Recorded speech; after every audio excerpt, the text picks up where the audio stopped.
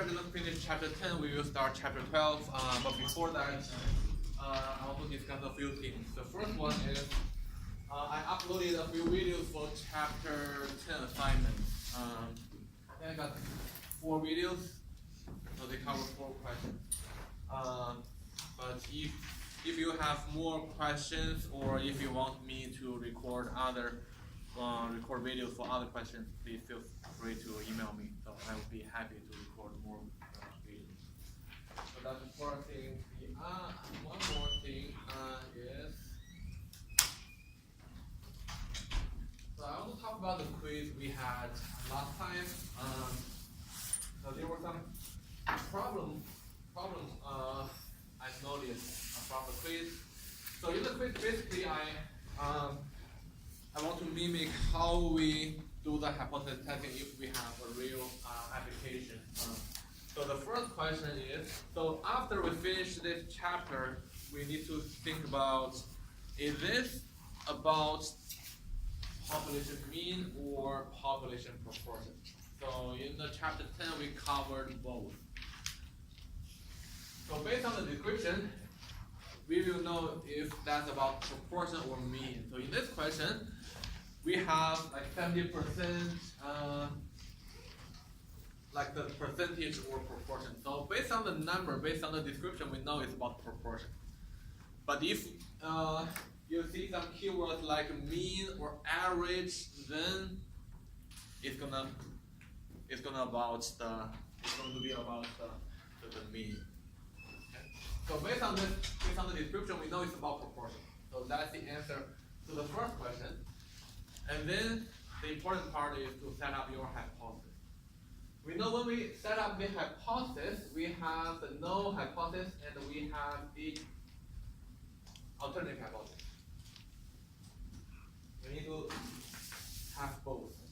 So in our hypothesis, we know we talk about population parameter. In this case, we know we want to talk about the population proportion. So we need to write the null hypothesis as the P is equal to, because in the null hypothesis we said it's always equal statement. So we don't have to worry about other like greater than or less. It's always equal. Then what is the value that we are interested in, or what is the value that we want to test in the hypothesis? So it says 70%. So you're happy with the 70% of the click-through rate, and someone wants to make a change to the website, then you want to know if after making the change, are you still getting 70% of the click-through rate or not? So that's the question they want to test, or that's the question they want to answer. So 70%, they are interested in 70%. They want to know if the population proportion is still 70% or not. So that's the null hypothesis. And in the alternative hypothesis, so we still talk about the population proportion, and it's going to be the competing statement with the null hypothesis.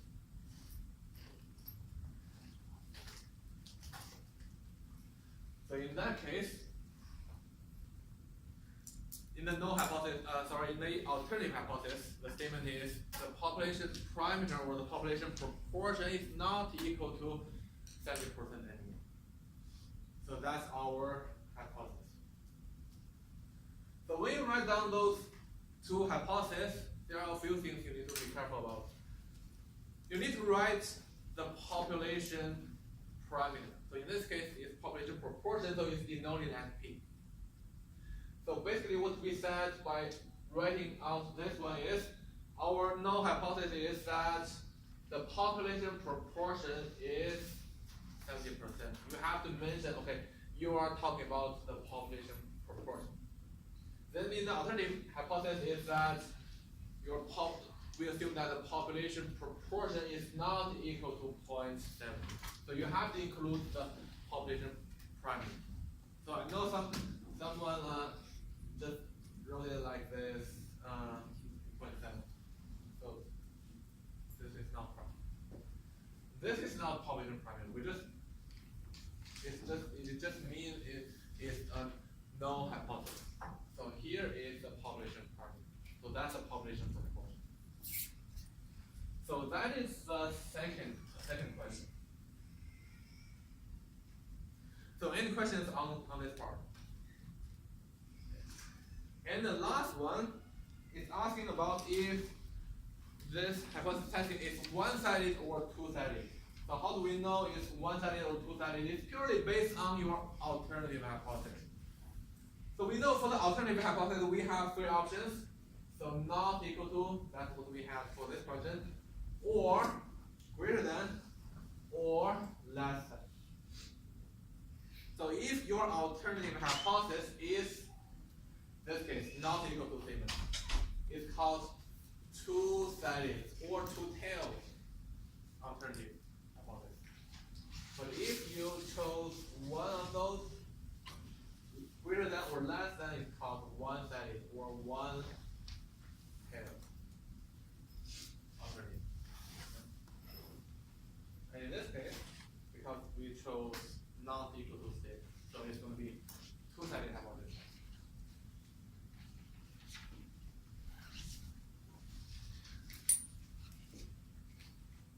After we have those things, we can calculate the test statistic, then we can calculate the p-value, then we compare our p-value with our alpha. Okay. So any questions on the quiz? I know I haven't graded a few quizzes yet, so hopefully before the Thanksgiving next week, I can post the grade for all the quizzes. So I will post the grade on grade. Okay. So if no question, let's get back to the last topic in chapter. So in this topic, we want to talk about two types of errors. Whenever we do the hypothesis testing, we have the chance to make errors. So we cannot eliminate the possibility of making errors when we do the hypothesis testing. So we have to deal with two types of errors. The first type of error is called the type 1 error. So what is type 1 error? In fact, the null hypothesis is true. So in fact, the null hypothesis is true, but we mistakenly reject it. So this one is actually true. So later on, we found out, okay, this is true, but when we did the hypothesis testing, we said we had to reject it based on our sample. So that's kind of type 1 error. So type 2 error is the opposite. So in fact, this null hypothesis is false, but we failed to reject that null hypothesis based on our sample.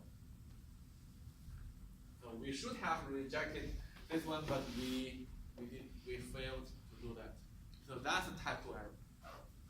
So that's the definition of type 1 error and type 2 error. So on this slide, we need to remember the concept of type 1 error and type 2 error.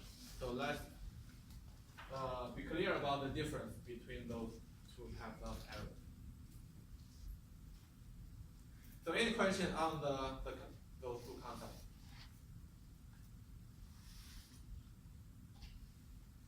So notation-wise, let's use alpha to denote your type 1 error. Let's use the Greek letter beta to denote your type 2 error. So alpha is the level of significance or significance level. So when we were doing the hypothesis testing, in the final stage, we compare the p-value with our alpha level, and that is alpha. And the alpha is the probability of making type 1 error. So let me get rid of this part. So I have one question. Why is alpha considered as our probability of making type 1 error? So why is alpha? Why is the significance level is the probability of making type 1 error?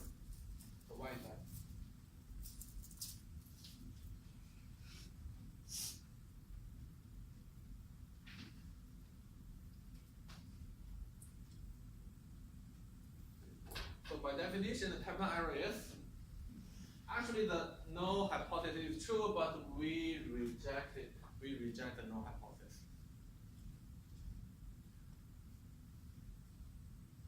So let's just recall how we do this hypothesis testing. Let's assume we are doing the hypothesis testing for population proportion, just like this. So we have to collect sample. After we have sample, we calculate the sample statistic, and then we convert the sample statistic to the test statistic or the z value. Then we have this standard normal curve. The mean is 0, and standard deviation is 1. We put our z statistic into this standard normal curve, and what is the p-value? Here is our p-value. So those two tails are our p-value. So we said if this probability or this p-value is less than our alpha level, we reject the null hypothesis because we see a really rare sample given this is true. So that means we did see a sample here, so that means this is wrong. But if that's possible that given this is true, we see a sample like this. Although the probability is really low, but it's greater than 0. It's greater than 0. So it's still possible that we get a sample like this from this population. It is still possible. So what is the probability of that? Your alpha level. So if your alpha level is 0.05, you have 5% chance of getting this kind of sample, and you reject it. So just like buying lottery, everyone knows the probability of winning is really low, but every time, maybe not every time. So someone can win. So it's a low probability, but still it can happen. So the same story here. So that's why alpha level is the probability of type 1 error. So that's a type 1 error. Then another question I want to talk about is which type of error is more risky? So in real application, which type of error is more risky?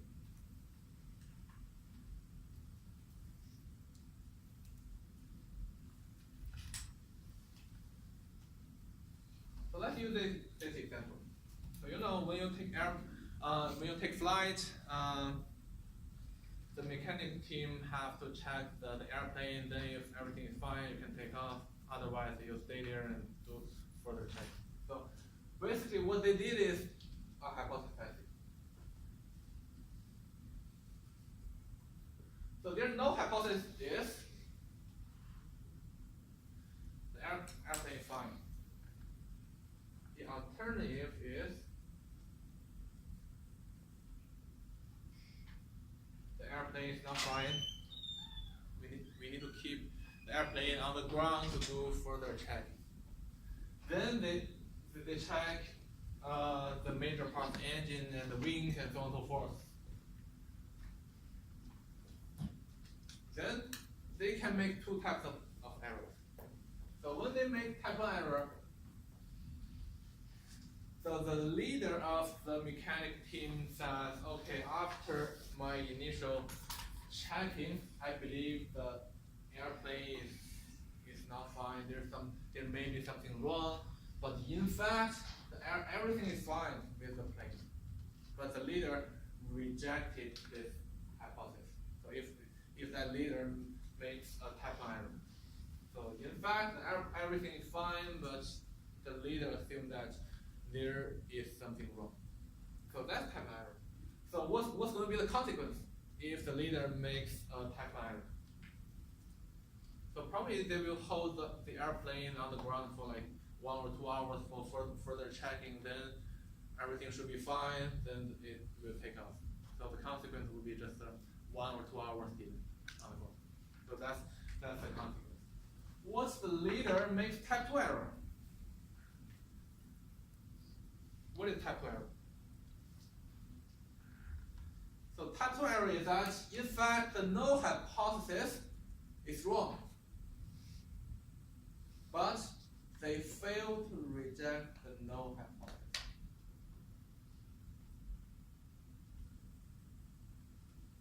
They fail to reject the null hypothesis.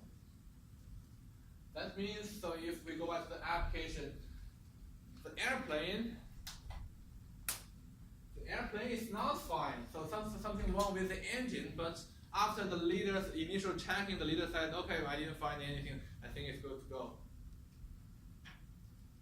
So the leader failed to reject this hypothesis. And he said, it's fine, it's good to go. But the airplane has some problem with the engine or wing and so on and so forth. Then the airplane takes off, then what's going to be the consequence? Nobody knows. But I'm sure the consequence will be really bad if that happens. So that's going to be the consequence of the type 2 error. So in most of the cases, type 2 error is, sometimes it's very dangerous. So that's one example of type 2 error and type 1 error. So again, we have to understand the concept of type 1 error and type 1. And notation-wise, the alpha is the notation for type 1 error, and beta, Greek letter beta, is the notation for type 2 error. So I think we have one assignment question for this type 1 error and type 2 error. So let's go there to see one more example. Chapter 10.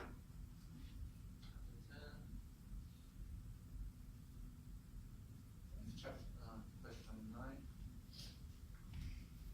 Okay, so that's a chapter.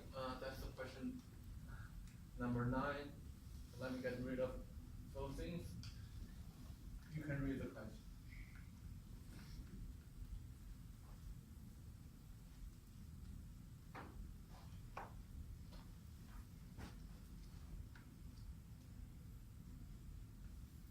So a student tests 100 students to determine whether other students on her campus prefer coffee or tea, and finds no evidence that preference for coffee is not 0.5. Later on, a marketing company tests all the students on the campus and finds there's no difference.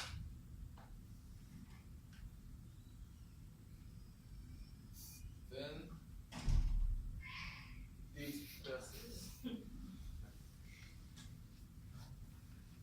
did the student make a type 1 error or type 2 error, or the student didn't make any error?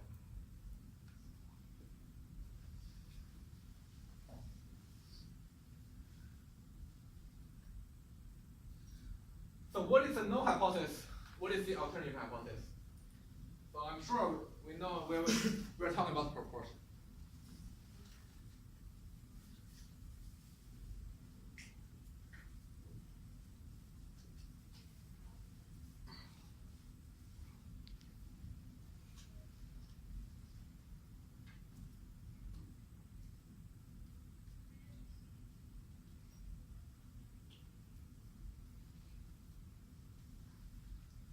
Is this correct?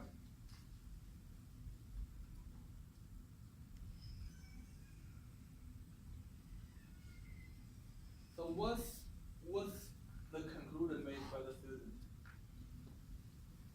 So the student finds no evidence that preference for coffee is not 0.5.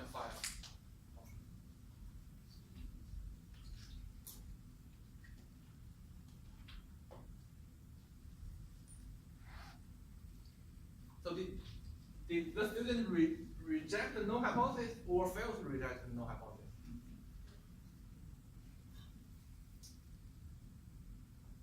So rejected or failed to, if he or she failed to reject.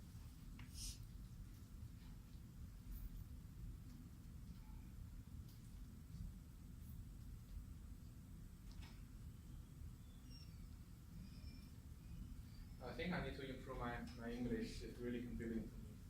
That is no evidence that preference for coffee is not 0.5.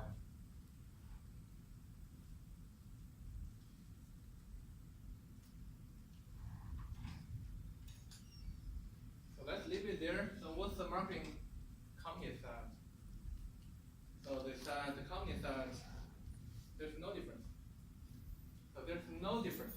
So which means, so if there's no difference, it means this is true or this is false. This is true or false? True. This is true, right? In fact, it is true. So we have to get back to this. So the students reject this null hypothesis or fail to reject the null hypothesis. Fail to reject it. So fail to reject. Then did the student make any errors? If yes, which type of error is that?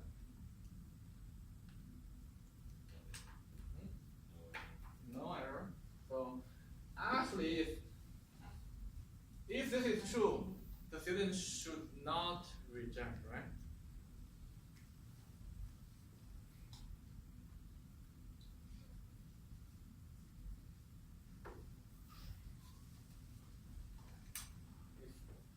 If the student fails to reject the null hypothesis, which is correct. So the student didn't make any errors. So what if the student rejected the null hypothesis? What type of error is that?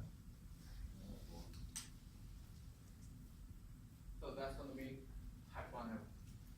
He should not reject, but he or she reject. So any questions on this one? So let's be clear about the difference between the type 1 error and type 2. And maybe for some questions, that person was that who did not make any.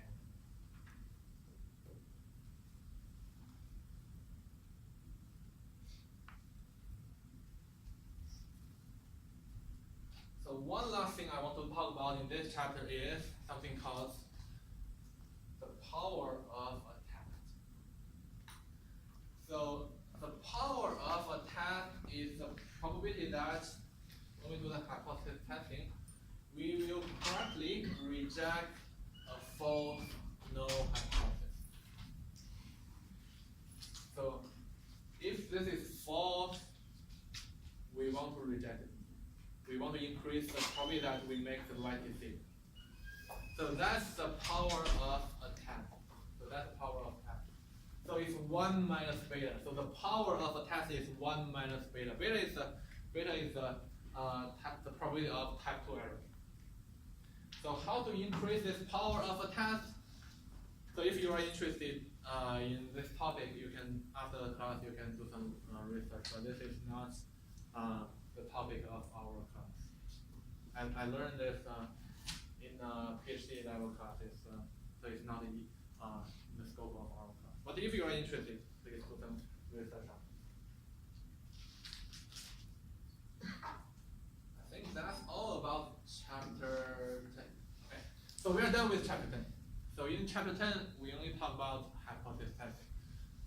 We talk about, okay, hypothesis testing is to study the population parameter. There are two types of parameters are there, so proportion and mean. So when we talk about different application or proportion and means, we use the same procedure, but the test statistic would be different. The curve or the distribution we use would be different. One is standard normal, the other one is t. But when we make conclusions, we have to compare the p-value with the alpha level. So if the p-value is less than alpha level, we reject the null hypothesis. Otherwise, we fail to reject the null hypothesis. And we never say we accept the null hypothesis. And before we go to the next chapter, I think there's one more question I want to talk about. So that is first question in your chapter 10 assignment.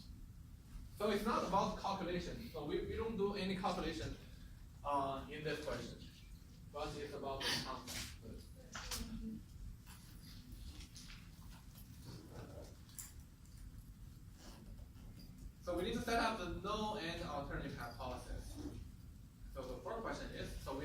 given a description. A company reports that last year 43% of its reports in accounting were on time, and they did a random sampling this year. They want to know if the proportion has changed. If for this year, they want to know if the proportion or the percentage has changed or not.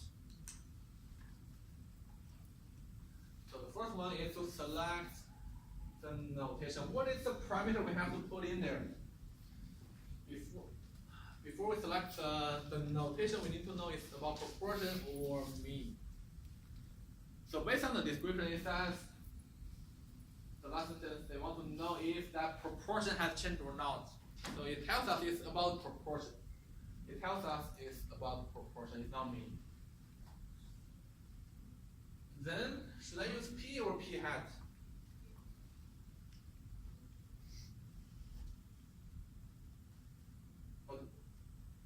What is P hat? We know P is the population proportion. So P hat is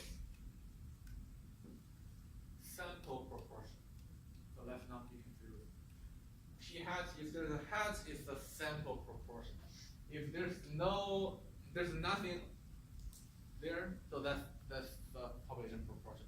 So in our null hypothesis and alternative hypothesis, we should never mention sample proportion. We should never mention sample. We are only allowed to talk about the population parameter. So in this case, it's P. It has to be P. And in the null hypothesis, we said always equal statement. And then for the alternative hypothesis, still use P, and here we got a few options.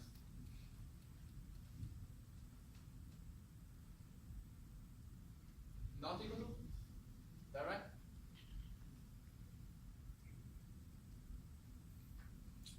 So the question was asking if that proportion has changed or not. So has changed or not. In other words, they want to know if the proportion is still 0.43 or not. They don't care if the proportion is greater than 0.43, yeah, 0.43 or less than 0.43. They just want to know if that's going to be a different number or not. So it's not equal to in the alternative hypothesis. Then it's going to be 2/7 because it's not equal to. And the second one. So last year, 33% of employees enrolled in at least one wellness class. And then they did a survey. They want to know if a greater percentage is going to take a wellness class this year. So the population parameter is going to be still P because it's mentioned percentage. If you see like keyword like percentage proportion, you know it's about proportion. So it's going to be P. So it's equal statements and P greater than or greater than or equal. So it has to be equal to this. So let's never have the equal to statement in the alternative. So it's purely greater than and it's one-sided.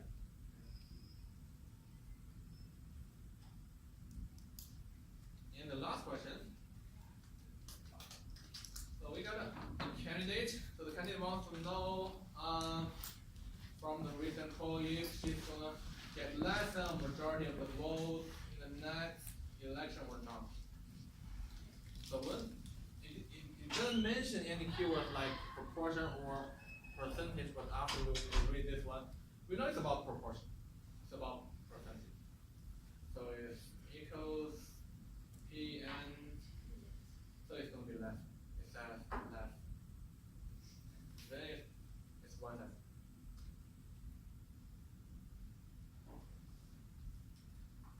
So this question is purely about the proportion.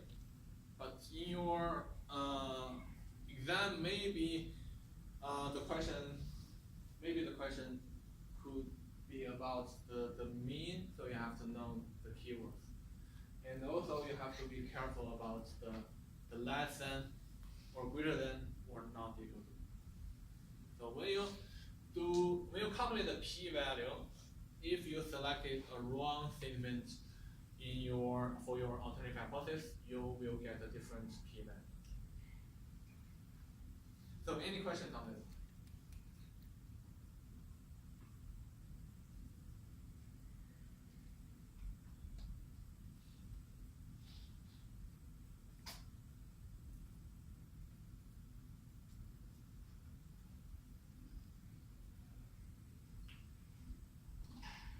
So in the next chapter, so we still talk about how to study the population parameters.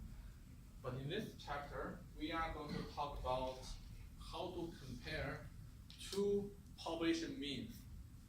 In the previous chapter, we just focused on one population.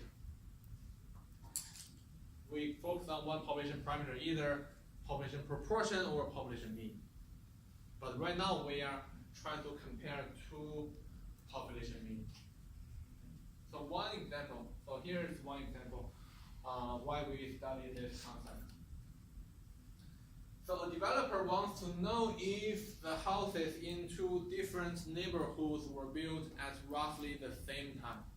So then that developer collected some random samples. So in the first neighborhood, she selected 6 houses.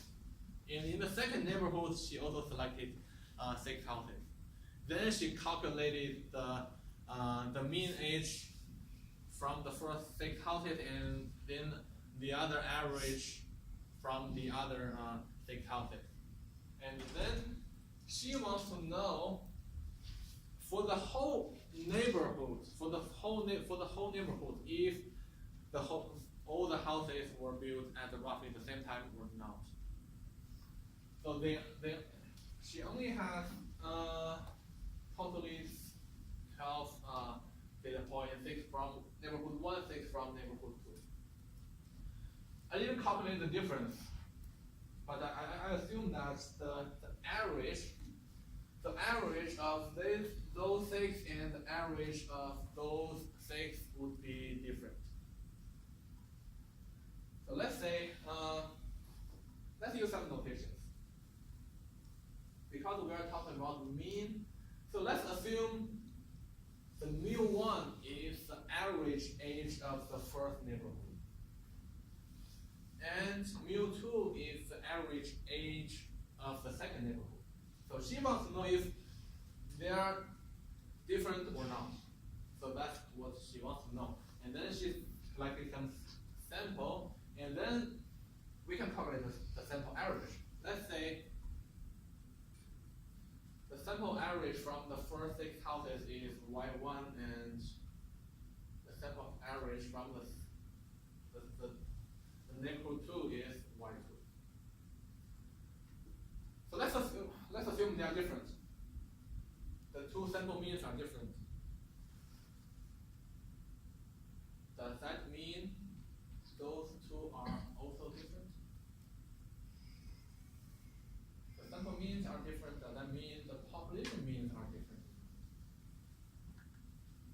So that's something we need to figure out by doing the hypothesis testing or the confidence interval for the difference between those means. So if we want to know if they are different or not, we can simply just calculate the difference. So if the difference is 0, that means there's no difference. Otherwise, there is difference. So in this case, let's study this value. Let's study this value. Let's test if this value or this difference is 0 or not. So we're still talking about population parameters, but right now it's the difference between 2 population means.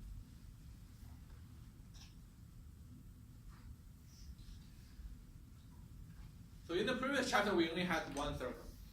one big circle for the population. But right now we have two big circles, two populations. We use mu1 to denote the population mean from the first population, and mu2 as the population mean from the second population. And then we still need to set up our null hypothesis and alternative hypothesis. So in this case, the value or the parameter we want to study is not mu1 itself, it's not mu2 itself, it's a difference between mu1 and mu2. So that's the parameter we want to study. And the difference is denoted as delta. So the delta denotes the difference between the two population means. In most of the cases, so delta is equal to 0 because we just want to know if the two population means are different or not. So in most of cases, this delta is equal to 0.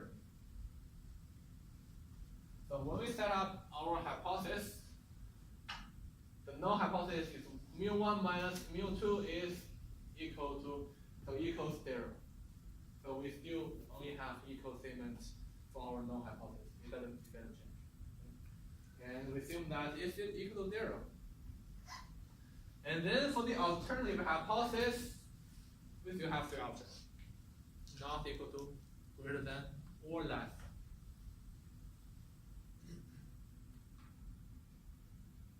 So if we only want to know if those two neighborhoods were built at a different time, probably we just use the not equal to. But if you want to know if neighborhood 1 is older than neighborhood 2, probably in your alternative hypothesis, you are going to use greater than. And if you want to know if the neighborhood 1 is younger than neighborhood 2, you are going to be using the third one. And it really depends on the conclusion you want to make. But the only difference is that the parameter is different. The parameter we want to test is the difference between two populations.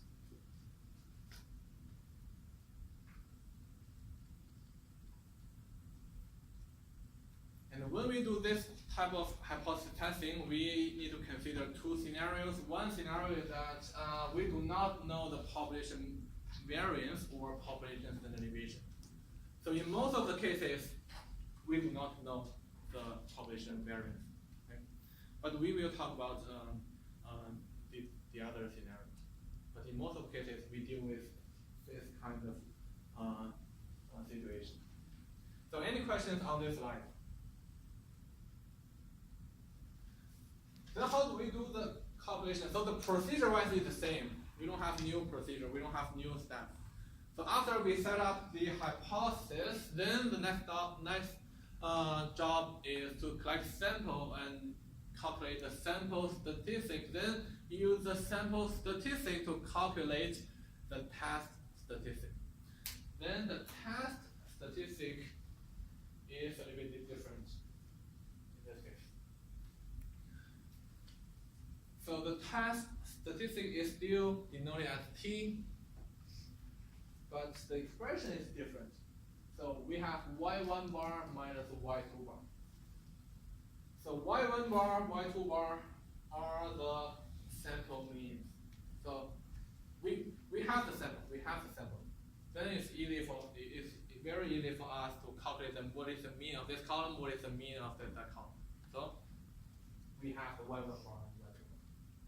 So sample mean minus sample mean, and also minus delta. So delta we said that's a difference. Delta is the difference that we assume for the two population means. And in most cases, delta is equal to 0. So in most cases, you can ignore this term because it's 0. And then at the bottom, we have a few things. S1 squared over n1 plus S2 squared over n2. What is small s, by the way? Sample standard deviation. So let's be accurate. Sample standard deviation. for us to calculate. If you have two columns data, you just use the Excel function to calculate what's the standard deviation of this column, what's the standard deviation of the other column. Then that's S1 and S2, and N1, N2, we know N is the sample size. Okay? So we know all the, as long as we have the sample, we know all the numbers. And this one is always is normally 0, so we don't have to worry about that. Then we will have the T statistic. Then the next job is to put the T statistic into a T distribution. But what kind of T distribution do we need? So when we were talking about T distribution, we know T distribution has one parameter. So what's the name of the parameter? Degrees. Yes, degrees of freedom. And here is how we calculate the degrees of freedom. Is very complicated and unknown. And many people, 10 billion of people have the same reaction. So smart people came up with this very simple, very beautiful expression.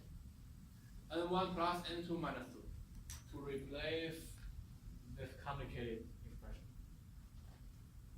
So this complicated form is the exact expression for the degrees of freedom, but this one will give us a very good approximation. So normally we can use the simple format. Sample size 1 plus sample size 2 minus 2. That's the degree of freedom. So after we have this degree of freedom, then we know what type of T curve we should have. Then you put the T statistic into this T curve, then you will have the p-value.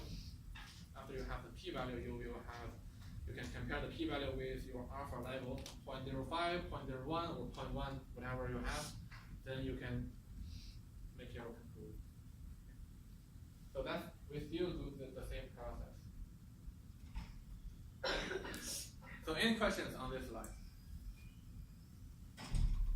So that's the easy way to do the calculation. Let's see one example in your assignment, chapter 12 assignment, question number 1.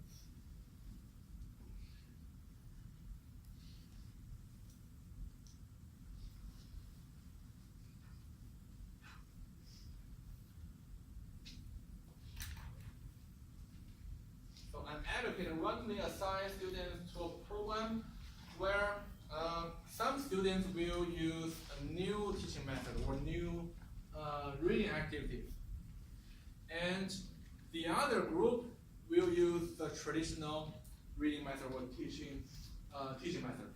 So that educator has two groups of people. One is using new method, the other one is going to use the traditional method. Then at the end, both groups have to take a reading comprehension exam. So both groups have to take the same exam, and their scores are, we have their scores in this table. And here's the question. Do these results suggest that the new method is better than the traditional method? So in reality, there are a lot of applications like this. You do a lot of comparisons, you use a new method, you want to prove if your new method is better than the traditional one. Then you have to do this type of hypothesis testing. You have to compare the two means. So we have this table, but first, we have to set up our hypothesis. So we are interested in the difference between the two groups in terms of the exam grade, the average grade. So if the group that is using the new method has a better performance in the exam or a higher average grade than the other group, that means the new method is better. So we want to test if, so in the null hypothesis, we should have equal statements all the time. So A is not correct because it's not equal to in the null hypothesis.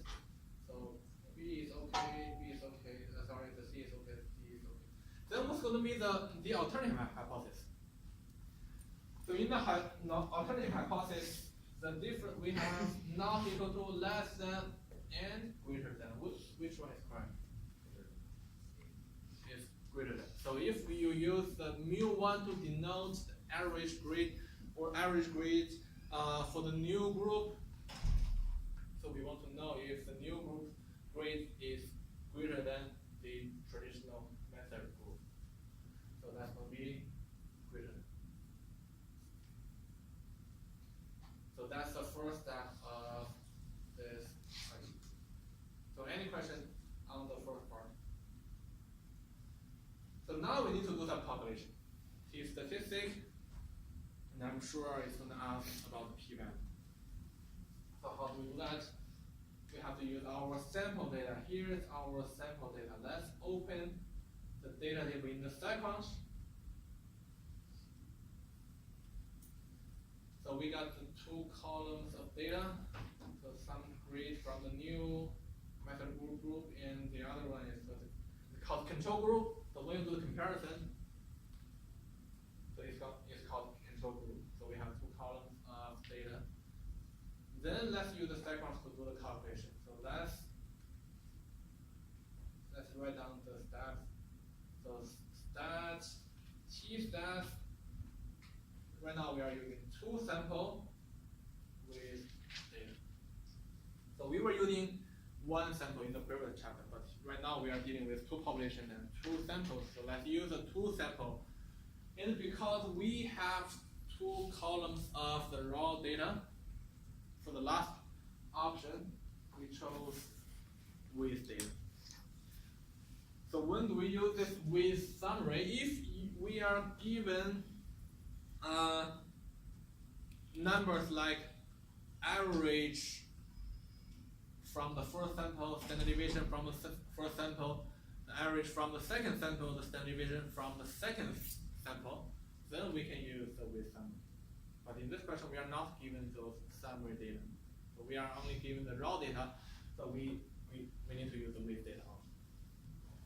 So let's write down the steps. So with data. Now you need to do a few things.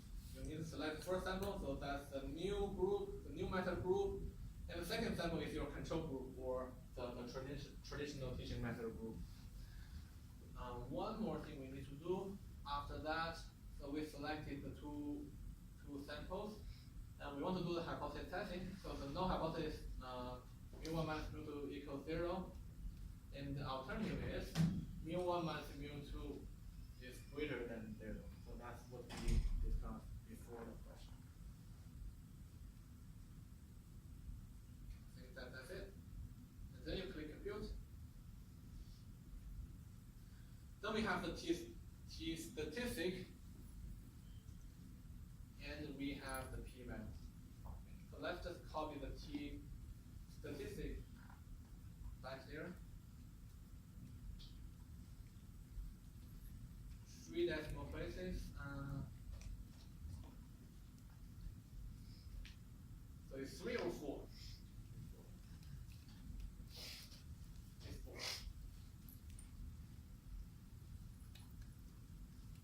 P-value. So the p-value is there. So we just copy the p-value.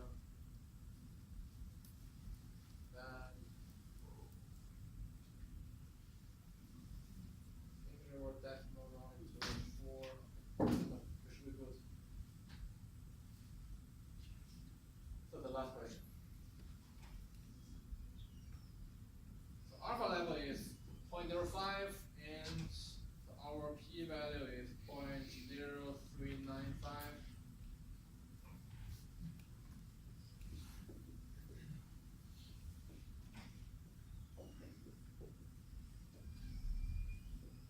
So should we reject the null hypothesis? P-value alpha level.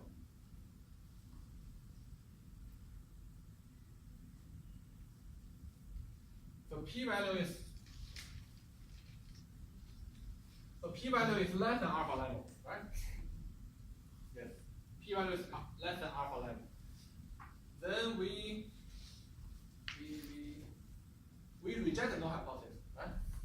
So if the p-value is less than alpha level, we reject the null hypothesis.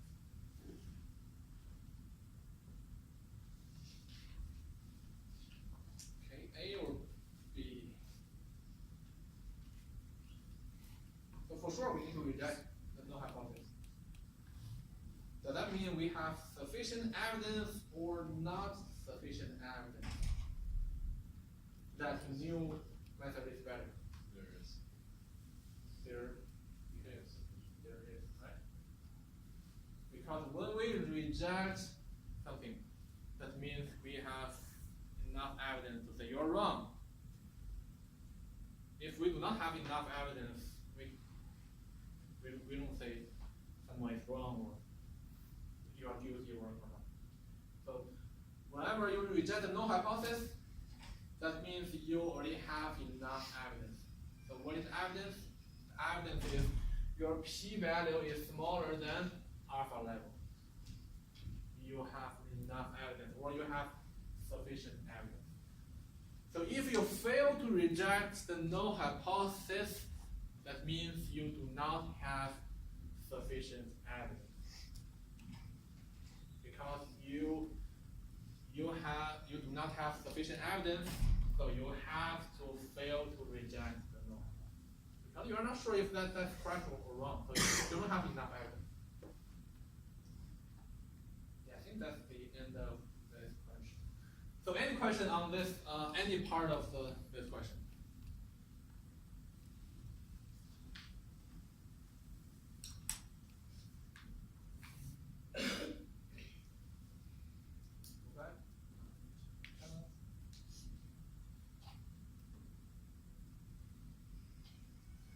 So the other scenario is that when we are given the population variance or we are given the population standard deviation, so which is a really rare case, but just in case we have some application for this scenario.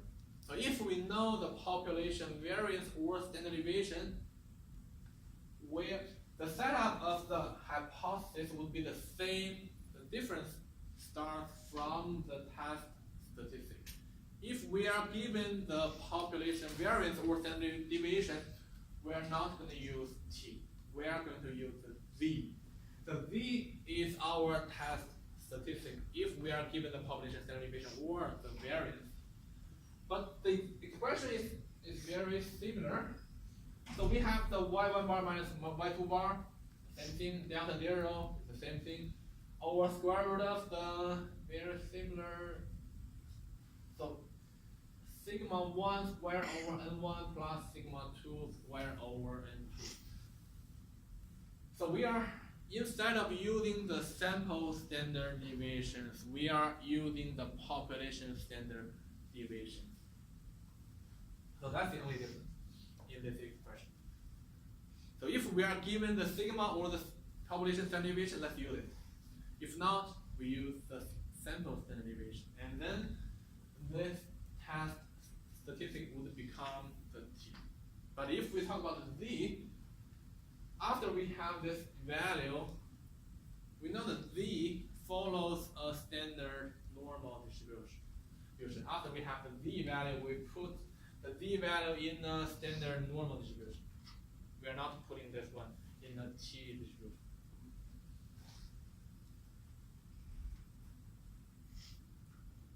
So as I said, in most of the cases, we do not know the population standard deviation or variance. So when you have when you work on assignments or exams, just be careful or just look for if you are given the population variance or standard deviation or not. If the question doesn't mention anything about population standard deviation or population variance, you can just assume you do not know the number. Okay. Then you use the T, you put the T statistic into the T curve, or you just use the second stat, T stats, to sample with data or sample. If you are given this population variance, so you can still use second you are going to use the Z step and two samples with data or sum. So if you are given the population variance or standard deviation, you're gonna use the Z step and two samples with data or sum.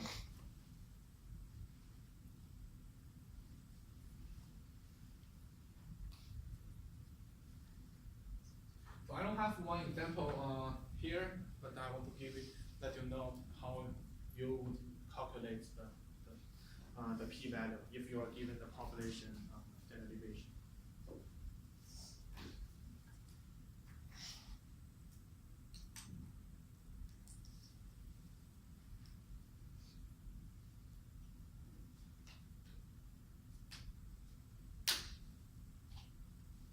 Okay, we are done with doing the hypothesis testing for the two population means.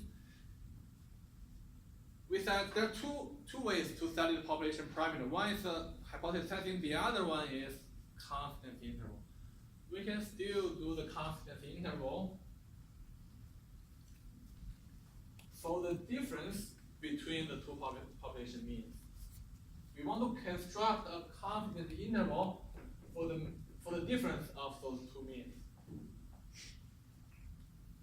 So if our confidence interval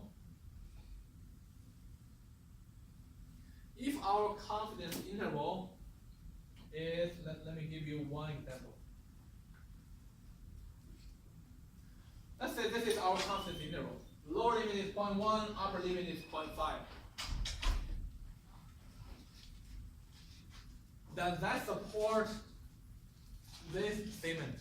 So my lower limit is 0.1, my upper limit is 0.5 after I have this confidence interval. Does my interval support my null hypothesis?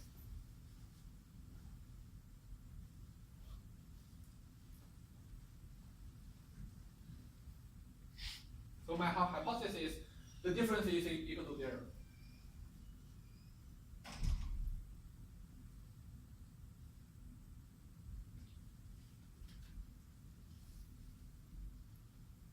So my confidence interval is about the difference. And the interval is between 0.1 and 0.5.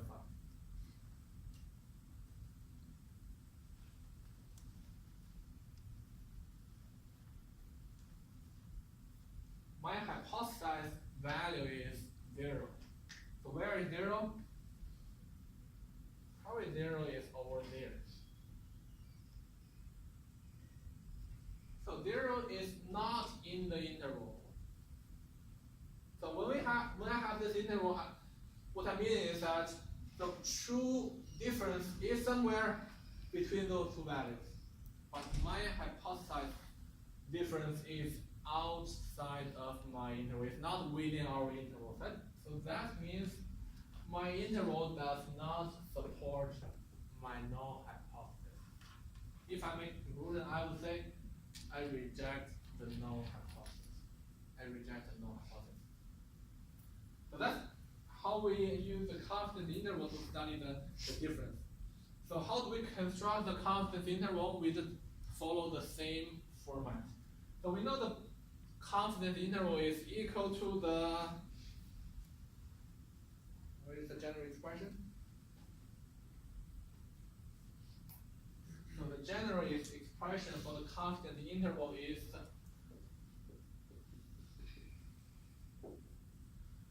estimate plus minus the margin of error. Estimate plus minus the margin of error. Estimate minus the margin of error is my lower limit. Estimate plus margin of error is my upper limit. So that's a general term. So in this case, my estimate is the difference between the two sample means. Y1 bar minus Y2 bar. So that's my estimate. Plus minus the whole thing is margin of error. Margin of error is equal to the critical value times the standard error. Critical value, t. Standard error, we have the expression square root of the s1 square over n1 plus s2 square over n2. So when we were talking about the constant interval in the chapter, I think in the chapter 9, we talk about how to find the critical value of t. So we have to cover the degree of freedom, but we already talked about how to, in this chapter, the degree of freedom is equal to n1 plus n2 minus 2. So this is the expression for calculating the constant interval.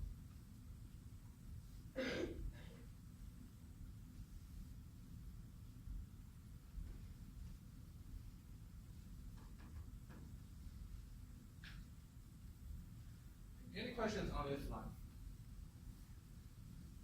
Remember, this constant interval is not about mu1, it's not about mu2, it's about the difference between mu1 and mu2.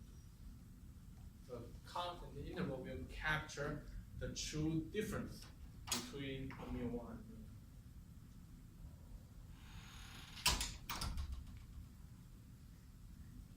So we have one example, we have one exercise for constructing the constant interval, but we already learned a lot today, so I don't want to throw more things at you guys. So let's stop here today. Next class we will talk about the example. Next Monday we will talk. Hopefully next Monday we will finish the whole chapter. We won't have too many things to learn. Okay. I'll see you guys next Monday. So we have the rule here. So if you are late, please come here to sign your name, please.